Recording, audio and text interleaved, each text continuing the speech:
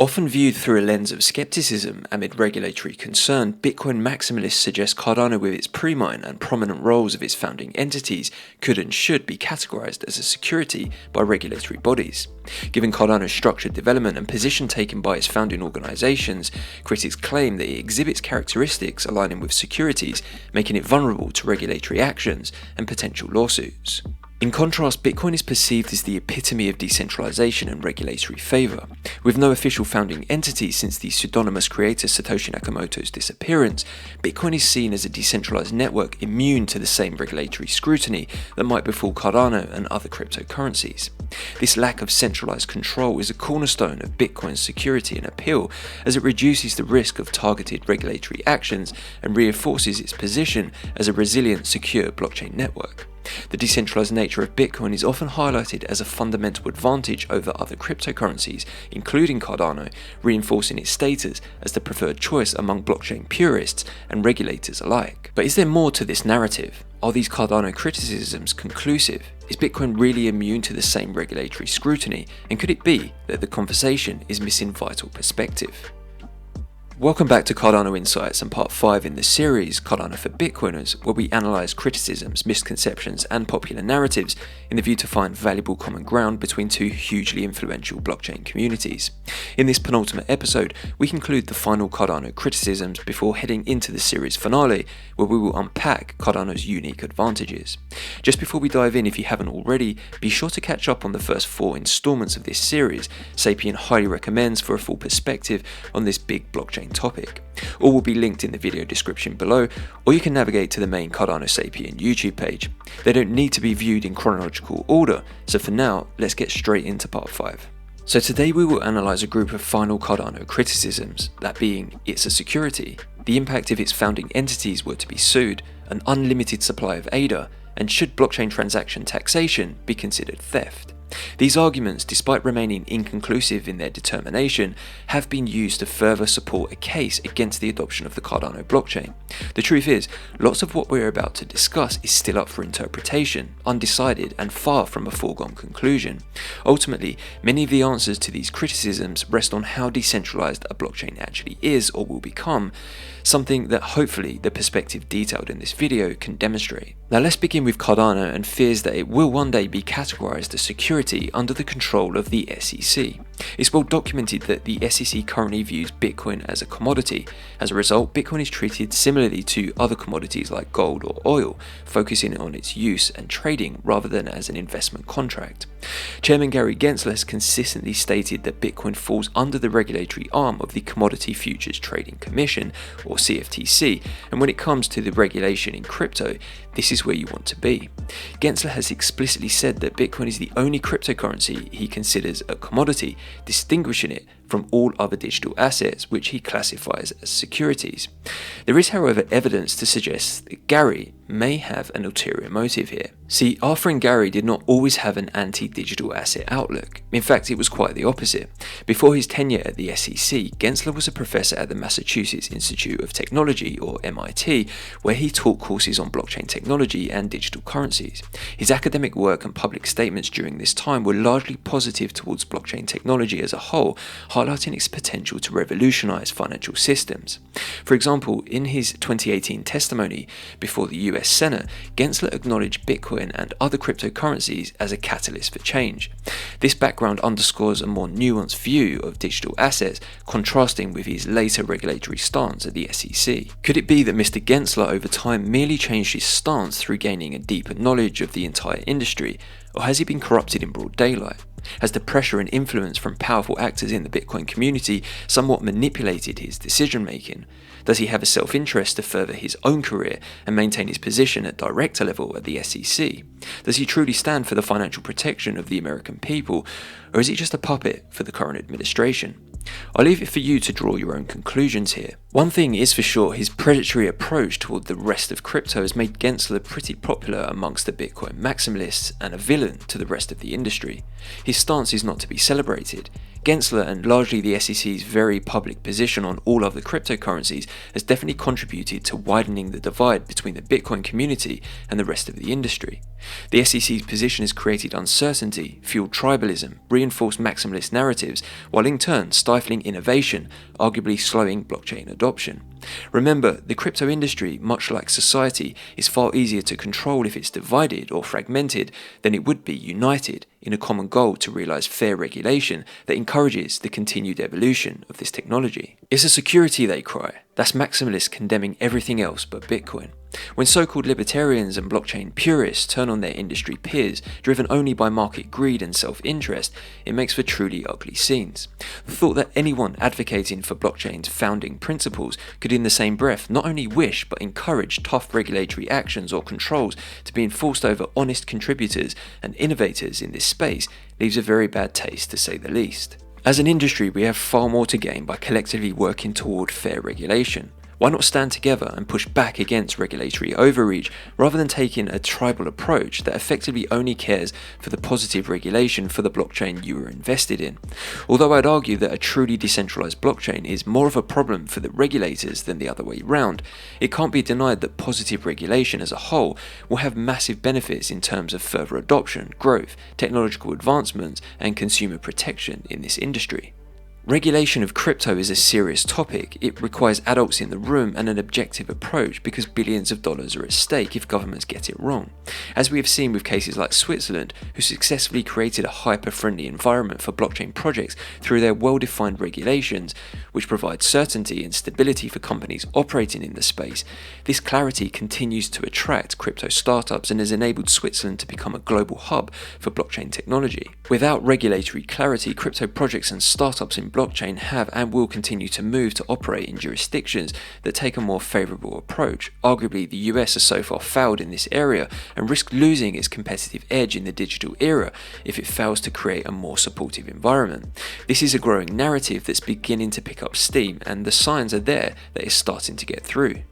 Those who continue to present the case that everything apart from Bitcoin should be classified as a security should take a moment to think about what this would look like for crypto. If this were the case, then the SEC would enforce regulatory compliance over those cryptocurrencies. Investor restrictions would limit adoption. Exchanges without the necessary license would delist those currencies, causing significant market impact. The founding entities or issuers of those currencies could face significant legal repercussions, which may lead to the ceasing of operations altogether, acting as a deterrent for new projects launching. The additional regulatory burden would no doubt stifle innovation across the entire space. Developers would be less inclined to experiment and develop new technologies due to concerns about regulatory repercussions. This can slow down the overall progress and evolution of blockchain technology and use of its applications. So the classification of any cryptocurrency as a security is largely considered to be extremely detrimental for its ongoing growth and adoption. You may be a Bitcoin maximalist and care less if other cryptocurrencies are impacted by regulation, as long as it doesn't affect Bitcoin, but take a moment to think that in many cases, the actors that are potentially to be impacted by this are themselves pro-Bitcoin, true OGs in this space that hold immense respect for Bitcoin, still hold it, use it, and even still contribute to its community and development discussion to this day. They themselves are Bitcoiners who evolve the technology, creating alternative projects that improves this industry's reach, use case, and profile on the global stage. Do we really want to allow government overreach to control significant parts of our industry and impact so many that have been such a huge part of its rise? From a regulatory standpoint, however, the US is beginning to move in a more positive direction with the emergence of FIT21, or the Financial Innovation and Technology for the 21st Century Act, and far more pro-crypto stances vocalized in opposition governments to the current US administration. In terms of FIT21, it's a legislative proposal aimed at providing clear regulatory guidelines for digital assets in the US, seeking to delineate regulatory responsibilities between the Securities and Exchange Commission, the SEC, and Commodity Futures Trading Commission, the CFTC. Many of the fears surrounding regulation stem from the SEC's almost predatory approach to crypto classification, which has in turn fueled a narrative that most cryptocurrencies outside of Bitcoin, including Cardano, are not going to fare well once regulation takes shape. But is this really a closed case in this respect? Is the SEC completely rotten? Where does FIT21 come into all of this? And importantly, do the answers to these questions offer any insight to what the future may hold for Cardano and Bitcoin in terms of regulation? Let's start with the SEC with specific focus on Commissioner Hester Peirce, who is also dubbed Crypto Mummy as a result of her historically pro-crypto stance. In contrast to Gensler, Peirce takes a far more liberal approach, inasmuch as she is on record to hold the beliefs that if we are to determine an asset as security, we must have very good reason for this. Her stance is refreshing to say the least, and as a result, she effectively almost become a separate organisation within the SEC itself, inasmuch as how she opposes Gensler in her views. This is a dangerous but admirable position taken by Peirce, demonstrating how if the SEC was overseen by her leadership, it wouldn't be as predatory to crypto as a whole, a sign that things can change. Here we have an individual in a position of significant power at the SEC that is on record to be way more crypto friendly and willing to take a fairer look on the broader crypto landscape outside of just Bitcoin commodity, everything else security type stance. In fact, under Hester Peirce, based on her interpretations, Cardano would not even be considered a security at all. This is due to the decentralized nature of the network's 3,000 plus stake pools, of which on average 1,000 are responsible for block production, the level of pre-mine, which is modest in comparison to that of Ethereum or Solana for example, the distribution level of ADA amongst its holders, and specifics surrounding how its initial pre-sale was conducted in Japan. This demonstrates how there is a social and political aspect in play that's largely influenced by the current administration and regulatory powers that be. Today Gensler may be your best friend, but tomorrow a different individual may take charge, swinging the momentum and regulatory interpretations in a completely different direction. We can point to more evidence of this. For example, in November 2021, Sweden called for a ban on Bitcoin mining across the entire European Union due to environmental concerns. The call was made by Erik Thedin, director of the Swedish Financial Supervisory Authority, and Bjorn Reisinger, director of the Swedish Environmental Protection Agency. They argued that the energy consumption from Bitcoin mining was increasing rapidly, threatening Sweden's ability to meet its climate goals under the Paris Agreement. Whilst this was not successful, it demonstrates the potential threat Bitcoin may also face from a regulatory perspective. Again, whilst now you may be on good terms with Gensler, who says when a change in the hierarchy occurs that we won't see an equally less favourable approach to Bitcoin. Laws and regulation are great in principle, but they still require interpretation, which can be influenced by many factors. If you already have prejudice, you will always look to find problems or interpret the law to further your agenda. Humans are imperfect and hold prejudice, this is a fact. But ultimately, regulation should be utilised to find solutions, not kill off an industry. We understand Sweden took a negative stance on Bitcoin. Between April and August 2021, the energy usage for Bitcoin mining in Sweden surged by several 100%, equating to the consumption of 200,000 households. Now, if there were no research to suggest that this problem could be solved, then fine, Sweden's stance is fair. However, if we look at the research available in this area, in Overreach for example, we have a protocol based on proof of useful work that aims to provide a sustainable alternative to proof of work's high energy cost and carbon footprint. So based on this being utilised as a potential solution, we could view Sweden's approach to the EU-wide banning of Bitcoin mining as predatory without fair process or consideration. Again, regulation should be used to find solutions, not control or kill off an industry.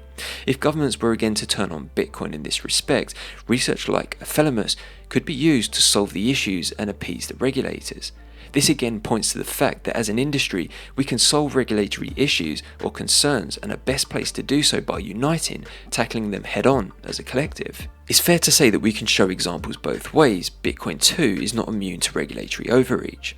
Under MiCA regulation in Europe, Cardano for example is viewed as highly favourable with the regulators and in a strong position from an energy efficiency and transparency perspective.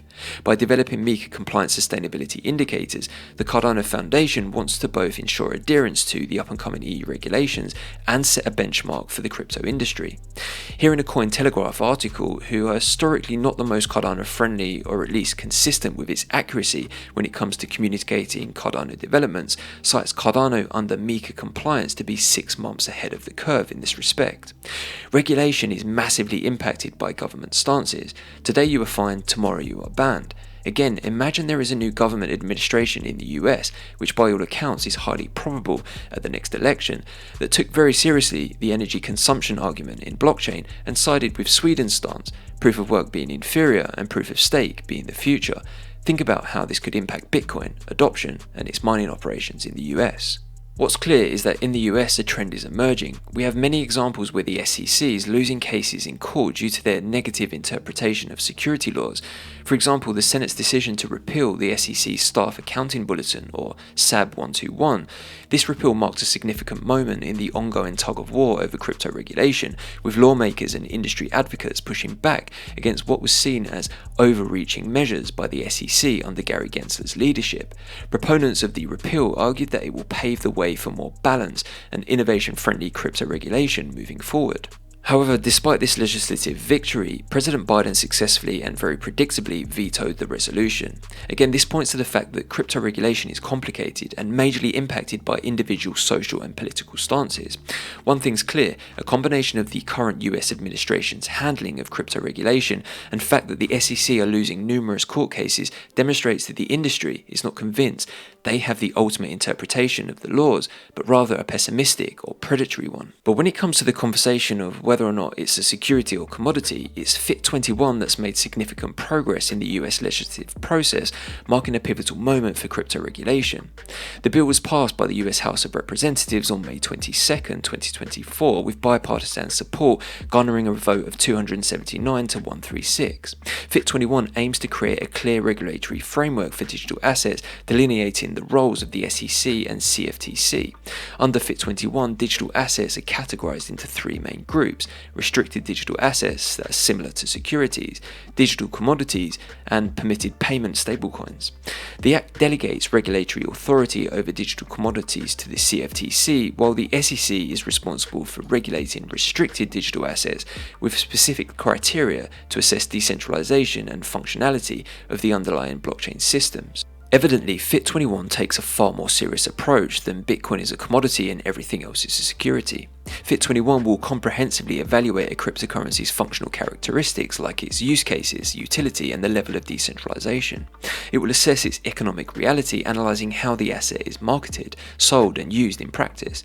It will draw a comparison with traditional commodities, evaluating its role in financial markets, how it is traded, and its inherent properties that provide economic value. It will refer to regulatory precedents, using this as a measure for assessing similar cryptocurrencies. FIT21 mandates that the CFTC evaluate the digital asset based on its established guidelines for commodities, and will also use its framework to understand a particular asset's exclusion from the securities definition, along with assessing an asset's market behavior while considering other technological aspects that may afford special considerations to promote innovation. This comprehensive approach will ensure a clear and consistent regulatory framework for digital assets. If an asset meets the criteria in FIT21, it will be determined a commodity and fall under the guidance of the CFTC. Based on this criteria outlined in FIT21, and contrary to the views of Gensler at the SEC, ADA would in fact fall under the CFTC and by all rights should be treated as a commodity. If you want a more extensive breakdown of FIT21 and how Cardano fares under this legislation, I've linked a brilliant video by AOS in the description that does exactly that. Now, it's not all plain sailing. Despite this success in the House, the future of FIT21 still remains uncertain as it moves to the Senate, where it lacks a companion bill and faces significant scrutiny. Predictably, the White House has expressed opposition to the bill, citing concerns over regulatory gaps and risks to market stability. For cryptocurrencies, the FIT21 Act's impact largely depends on the network's degree of decentralization and functionality of its blockchain. The exact implications for Cardano will become clearer as the Act is implemented and regulatory bodies issue specific guidelines. However, if a protocol is sufficiently decentralized and set up for continuous decentralization, the more time that passes, the less probable that regulation could negatively impact it, and the attempt to implement controls would be largely ineffective. It's far easier for a government authority to enforce regulation, impose restrictions and control over a blockchain that is centralized or has central entities that are responsible for its development, therefore able to implement changes against the will of the network or community. From a network and infrastructure perspective, Cardano is highly decentralized. However, the argument still remains, as long as the founding entities hold those genesis keys, have control over the protocol's treasury, development and parameters, there is always the possibility that the SEC or government authorities could attempt to litigate and enforce actions or restrictions over the network to be carried out by those founding entities. To prevent this, the controls IOG, the Cardano Foundation and Emergo currently have over the blockchain need to be removed. Enter the Chang hardfork and Voltaire era of decentralized governance on the Cardano blockchain. On July 8th, Cardano Node version 9.0 was officially released, which contains Cardano's on-chain governance via CIP 1694. The release of version 9.0 means it's now fork ready. Over 20% of SPOs have already upgraded and are reporting the new version. Once 70% of SPOs have tested the new version and upgraded, a formal date will be agreed upon for the hard fork to take place. This is expected in July. Once the chain hard forks into Chang, the elected members of the Interim Constitutional Committee will provide credentials and the Genesis keys will be burned. This is imminent and means for Cardano, once we move into Chang, if hypothetically speaking the SEC came for any of the Cardano founding organizations, whilst they could attempt to litigate or impose regulatory conditions over the organizations, once those Genesis keys are burned, founding entities will no longer hold control over the network, parameters, or treasury. Once 90 days elapse from the initial hard fork, Cardano will upgrade to Node version 10.0, which introduces DREPs or delegated representatives. All DREPs that registered during this 90-day burning period will have full voting power. So the structure at this point will see the founding constitution outlined in CIP 1694, the Interim Constitutional Committee, and delegated representatives. This will be followed by an ongoing evolution whereby the Cardano community sets the framework for how the government will make decisions, including the signing off on roadmap development and annual budgeting process. DREPs, SPOs, and the Constitutional Committee will be an equal branch of government and make decisions collectively. The third and final stage of turning on Cardano governance is the Constitutional Convention. The interim constitution only includes CIP 1694 and some guardrails to maintain network stability. A more detailed constitution will be publicly unveiled and evolve through a community effort across 50 working groups that spread across all 6 continents. Once the working groups have made amendments, they will elect delegates to attend the Constitutional Convention at the end of this year. The convention will then take all of the amendments and form a draft constitution. Once it's been voted on and approved by the delegates, it will be ratified on-chain by the on-chain government. Once ratified on-chain, the entire Interim Constitutional Committee will have to restand for election under the new constitution. At this point, IOG will no longer have any governance role at an on-chain governance level at all. They will not serve as a DREP or Constitutional Committee member. At this point, they will remain as core developers at the discretion of the on-chain government. This means IOG's role and the evolution of the Cardano roadmap will be completely decided upon by what the community wants. This release took 2 years to reach where it is today and marks the most significant milestone in the Cardano roadmap in as much as it will realise minimum viable governance. Simplified, governance on Cardano will enable the chain to access the collective brilliance of the entire community to guide its continued evolution. It removes the final aspects of control held by those founding entities, unlocks a 1.5 billion ADA treasury fund, placing it in the hands of the Cardano community, and ultimately ensures every ADA holder has a say in the direction the protocol will take moving forward. This is something no other chain in the industry is able to say. It's also important to consider, as I mentioned, this is only minimum viable governance. The foundation, not the endgame, but actually the very beginning. Governance from this point will continue to evolve via the will of its users. Every aspect of it remains up for discussion. Iterations will continue to be made on this journey towards full decentralized governance. For a full breakdown of the implications of the Chang hard fork and Cardano governance structure, I've linked 2 extremely insightful videos in the description for you.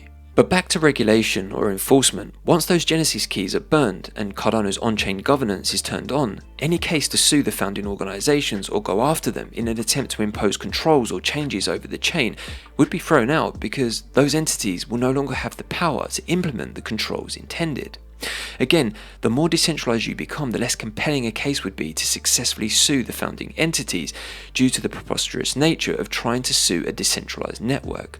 Time is fast running out for Cardano critics to use the 3 founding entities as a point of failure when it comes to Cardano centralization and the potential impact for effective legal action.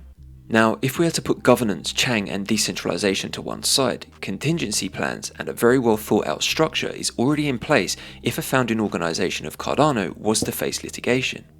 Hypothetically speaking, let's say for argument's sake IOG were being sued in the US. IOG could simply move various operations, for example, to the Cardano Foundation in Switzerland or another jurisdiction and continue its development operations. Then what if the Cardano Foundation was sued? Well, again, they too could move to another jurisdiction, for example, move some operations to Emergo in Japan. This also goes for Emergo. They could simply move operations elsewhere if they faced legal repercussions that impacted operations.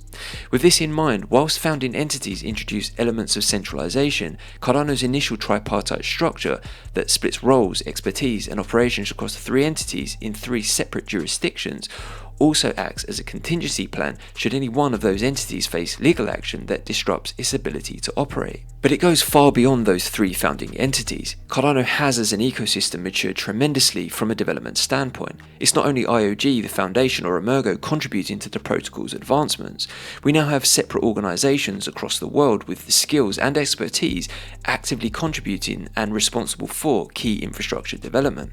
For example, Anastasia Labs, TX Pipe, M Labs, Sunday Labs, and Tweak, to name but a few. This is not an exhaustive list, but a growing number of dev teams and established organizations contributing to crucial development on Cardano and effectively further decentralizing its ability to innovate, develop, and continue the evolution of the blockchain.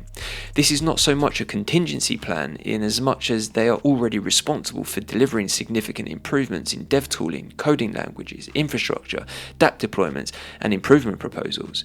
The point is, Cardano is now far more than just those 3 founding entities, and if they were to be restricted or challenged from a regulatory perspective, the decentralized nature of the network enables worldwide collaboration and contribution from thousands of organizations to continue the development of the Cardano blockchain.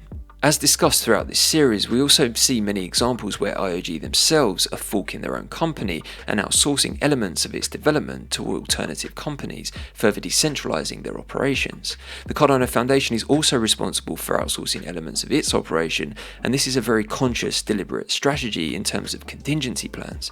We can also example this type of further decentralization through the emergence of Pragma and the development of Amaru, an alternative Rust node client for the Cardano blockchain. Pragma was established in collaboration with several key entities including the Cardano Foundation, Blink Labs, DC Spark, Sunday Labs, and TX Pipe. It aims to achieve a full block-producing Cardano node which can run side by side with the existing Haskell nodes in a fully interoperable manner. Increasing the number of node clients enhances the robustness, security, and decentralization, fostering innovation of a blockchain network, contributing to its long-term success and sustainability. Pragma is a great example of how the ecosystem is fostering an open source environment for Cardano and is also responsible for supporting the development of Aiken, a smart contract platform designed to simplify and enhance smart contract development, which is now the most widely used developer language on the blockchain. The point is, the more you decentralize development means that the blockchain will continue to operate and develop in the face of regulatory adversity. This characteristic makes it almost impossible to attack and grind the chain to a halt through perceived enforceable regulation or legal action. Effectively, should one of the founding entities disappear off the face of the planet, Cardano now has many organizations and dev teams actively contributing where responsibilities can be moved to in order to keep the chain powering on into the future. Now, before we end tackling the criticism part of this series, there are a few final points to clear up that many in the Bitcoin community take issue with when it comes to Cardano, that being the fixed supply of ADA and blockchain transaction taxation. So very briefly, let's start with the supply, which the Cardano community will tell you is fixed, just like Bitcoin's. Bitcoiners are spooked by the potential that an alternative cryptocurrency could increase its supply, therefore potentially diluting its value, effectively printing money, and enable certain actors to gain more significant control or influence over the network. Now, whilst Cardano has a fixed supply at 45 billion ADA, technically it would be possible to make changes to this, but here's where the importance of true governance again comes into play. Incorporating this rule for the supply to remain fixed and unchangeable will be included in the Cardano constitution and something the community is already very much in favour of. There is a working group currently exploring converting some or all of the constitutional laws to be written into the Cardano node as enforceable rules. This will translate those constitutional laws as code, meaning they will be enforceable on the ledger rules or via a smart contract. Effectively, elements forming part of the constitution that will be encoded into the ledger rules will dictate that changes can only be enforced if the laws are abided by. Therefore, when the 45 billion ADA fixed supply is written as a rule in the code, it's the system itself that will govern and protect this aspect. It has to be said, this forms a huge part of Hoskinson's incredible vision for Cardano and follows the mantra of creating a system that can't be evil, not won't be evil. Now we come to the final Cardano criticism that this series will address. From a purist perspective, the idea that a blockchain could impose a 20% taxation of the transaction fees that's paid directly to a protocol treasury is by many, especially in the Bitcoin community, considered as theft. In Bitcoin, transaction fees are crucial for the economic sustainability of the mining ecosystem, ensuring that miners are compensated for their work in validating and securing the Bitcoin network. On Cardano, transaction fees are as equally important, however the structure differs due to the design architecture and vision in comparison to Bitcoin. Transaction fees on Cardano are fixed and predictable, collected in a virtual pot, and during each epoch are distributed through a staking mechanism that rewards both SPOs and their delegates. 0.3% of ADA from the reserve is also added to this virtual pot, so it comprises of both transaction fees and reserve coins. Each epoch, 20% of ADA from the virtual pot is put into the treasury, a powerful bootstrap mechanism to sustain development and the protocol's evolution. The rest is used for staking rewards. However, as we have themed throughout this series, now that Cardano is entering its governance era, everything is up for discussion. This 20% taxation is basically optional when you have a system that is evolving, highly upgradable, and community owned.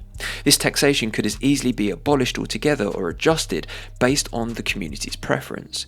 Once Voltaire kicks in, anyone is free to propose a 0% treasury taxation, and if it gets the users' votes, it will be so. But in my opinion, this would be a bad move and would effectively remove what is one of Cardano's most powerful weapons. I think the question should be more how much should be paid to the treasury rather than abolish it altogether.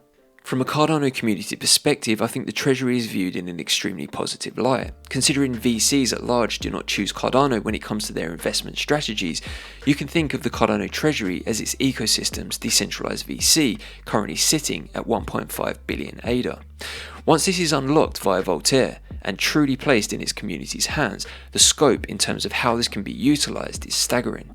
It means that as a protocol, rather than having to fund or sustain development by capture, selling out to centralized entities, Cardano is set up to continue powering its evolution in the most self-sustainable and decentralized manner. So that marks the end of the criticism or Cardano misconceptions portion of this series. Whilst we may not have tackled every angle in this respect, hopefully it's offered some much needed perspective on some of the most contentious topics when it comes to Cardano and Bitcoin. Next up is the series finale, where I will be unpacking Cardano's unique advantages, so I hope you'll all join me for that one too. A huge thank you to everyone tuning in and supporting the channel. If you found value in this perspective, or at least discovered something new today, please consider subscribing and hit that notification bell so you don't miss future installments. Until next time, have a great week ahead, and as always, keep it blockchain, keep it Cardano.